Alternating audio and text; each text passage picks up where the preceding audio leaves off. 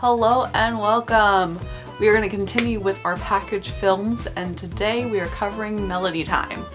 Melody Time came out in 1948, so a year after Fun and Fancy Free came out, and it follows a similar formula to Fantasia and Make Mine Music, where it's a collection of about 7 or 8 different short films all into this one movie. First one we open on is Once Upon a Winter Time, which got me really excited because, again, like I mentioned previously, these were animations used in the Christmas sing-alongs, and for the longest time I didn't realize that they were all recycled. I thought that they were just original short films for these Christmas straight-to-video specials. Dashing through the snow in a one-horse open sleigh, o'er the fields we go, laughing all the way. No, this is actually from an old movie, and I got so excited seeing that this was the same animation from Jingle Bells. Except Once Upon a Winter Time has a darker tone to it, and the two characters almost die.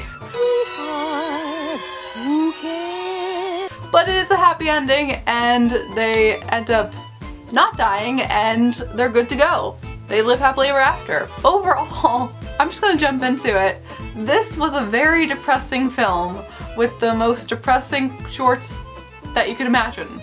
We have the first one that you open up to, which is a happy ending, but like I said, they almost die. Then we get to Johnny Appleseed. The Lord is good to me, and so I thank the Lord for giving me the things I need, the sun and rain and an apple seed. Yes, he's been good to me. Which is the most famous known short from this set of films, and a lot of people have seen this standing alone. It's a cute little story, but it's a very sad story, and he just dedicates himself to apples and planting apple trees, and ends up dying at the end and continuing to plant apple trees in heaven. We then have another short that is sung by the Andrews Sisters once again, and this one's called Little Toot. And this is the most depressing tugboat animation that you could ever imagine. This poor little boat is trying to be so good that he gets arrested because he is misunderstood and tries to help out and ends up causing more trouble. Big boats with the yo heave ho, and away we go. Chug a chug chug chug chug a chug chug chug chug a chug chug chug chug a chug chug chug. Won't you ever grow up, little toot?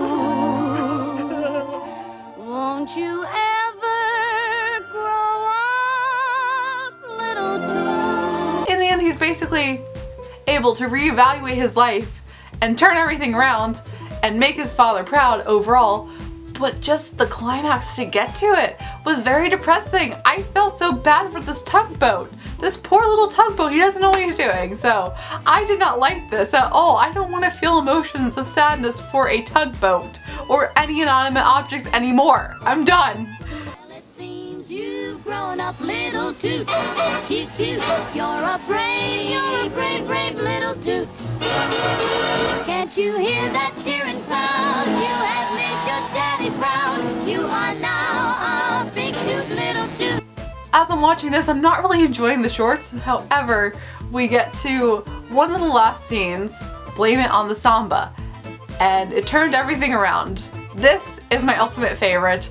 It is with Three Caballeros, and the one looks a lot like Woody Woodpecker, but it's just fun. It has Ethel Smith, so apparently, I guess she was a very famous pianist.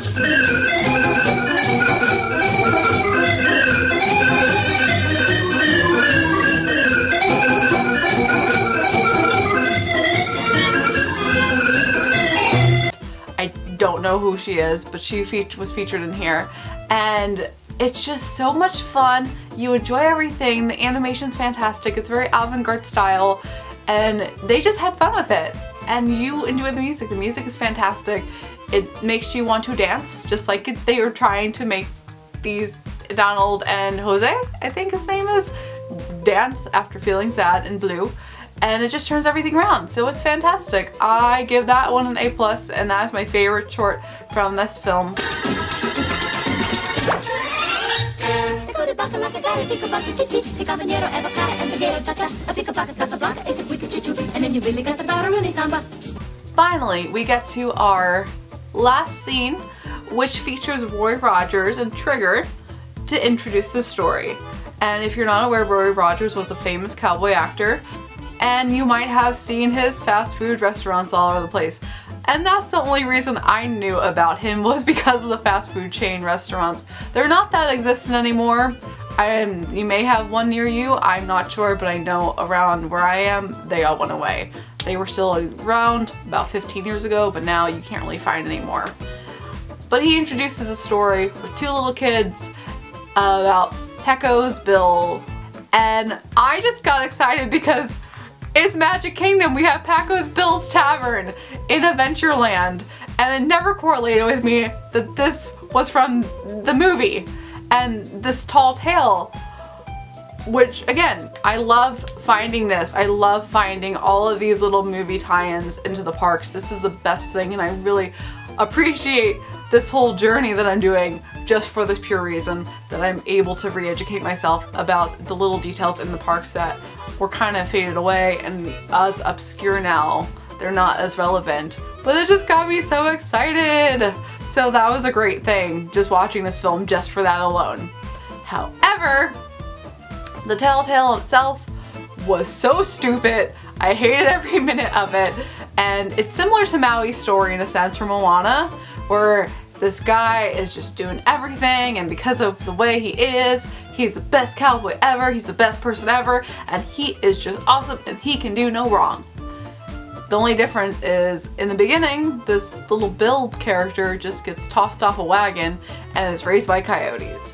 And he's just a normal human that just becomes a super cowboy. And at least with Maui and Moana, he is a demigod. And it makes more sense to throw that tall tale because of the fact that he's a demigod and has magical powers and was given magical powers. Bill was just a random kid that got deserted on the side of the road and was raised by coyotes. And that's it.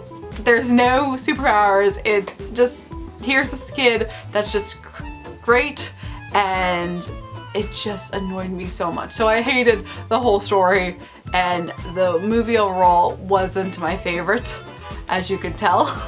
This was filled with depressing shorts about tugboats and weird stories about super cowboys and things that I don't have interest in. The only scene that I liked was Blame It on the Samba, and this is something that I would revisit. This scene alone, standing alone scene, was fantastic. So if you enjoy some sad films or want to check it out anyways, if you're interested in it, I would say give it a shot. But I did not enjoy this one as much, so this was one of my least favorites I've done so far. It was still worth it to check it out. Like I said, I'm glad to be educated, and I'm really happy to know the movie tie-ins that started the park. And it's awesome to see that some of these things are relevant in the parks. So that's a plus. As always, I hope you have a magical day, and I will see you real soon.